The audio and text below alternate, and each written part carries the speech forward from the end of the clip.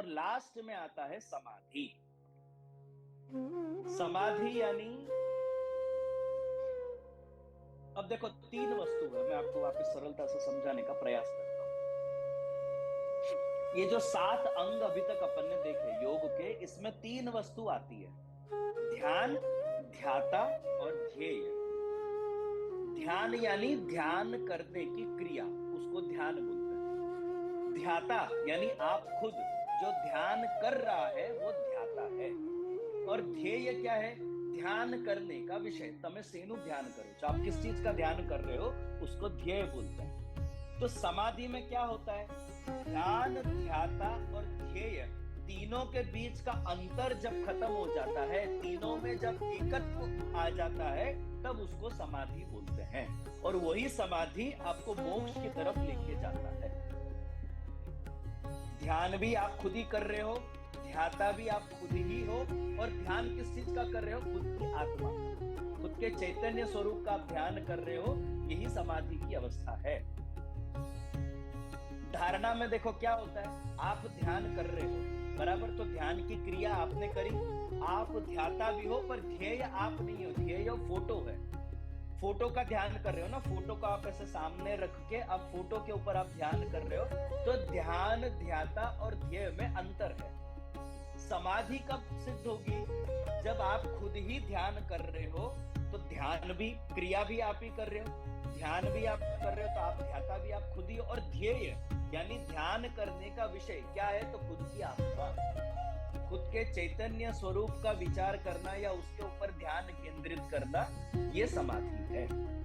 तो ध्यान, ध्याता और ध्येय, तीनों के बीच का जब अंतर खत्म हो जाता है अपने अंदर, अगर समाधि की अवस्था में कोई आपको हिला के पूछे कि भाई तमे कोण, तो तमे शरीर छो, तमे आत्मा छो, तमे कोण छो, तो त्यारे तमे जो को कि हूँ जीवात्मा छू, तो समझो कि तुम्हारी समाधि सिद्ध है। हूँ शरीर छू, हूँ एक पुरुष छू, हूँ स्त्री छू, हूँ आनो पति छू, हूँ आनी पत्नी छू, हूँ आनो पुत्र छू, आ मारो छोकरो छे, हूँ आनो बाप छू, आ બધા વિષયો જો તમારી અંદર રહી જાય તો એને સમાધિ ન કહેવાય।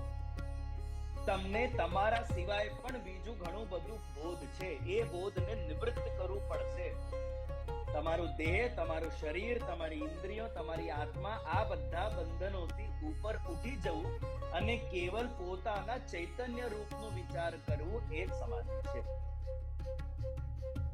खुद के चैतन्य स्वरूप का विचार करना यानी अपना शरीर पंच महाभूत से बना हुआ। मैंने आप लोगों को पहले भी बताया कि अपने शरीर में 28 तत्व है, 5 महाभूत, 10 इंद्रियां, 4 अंतःकरण, 5 प्राण, 3 गुण और 1 काल। इन सब से मिलके अपना सूक्ष्म देह और स्थूल देह का निर्माण होता है। तो ये 28 तत्वों में से जब आप पंच महाभूत को निकाल देते हो तो 23 तत्व बचते हैं। तो 23 तत्व है वो चैतन्य रूप है अपना, वो शुद्ध जीवात्मा है अपनी। तो उस जीवात्मा का विचार करना, शरीर से ऊपर उठ के, इंद्रियों से ऊपर उठ के जीवात्मा में खुद के मन को स्थिर करना, ये संन्यास है, ये समाधि है। और यही समाधि आपको मोक्ष की तरफ लेके जाता है। जब तक आपके शरीर के बंधन नहीं छूटेंगे, जब तक आप इंद्रियों से ऊपर नहीं उठोगे, तब तक आप मोक्ष प्राप्त नहीं कर सकते।